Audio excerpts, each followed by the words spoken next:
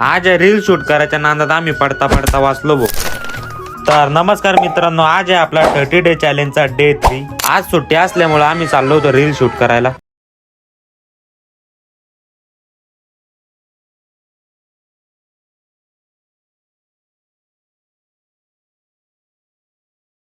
नंतर आलो आम्ही लोकेशनवर. मित्राची ती रॉयल एनफिल्डची स्टँडर्ड आणि माझी होती क्लासिक.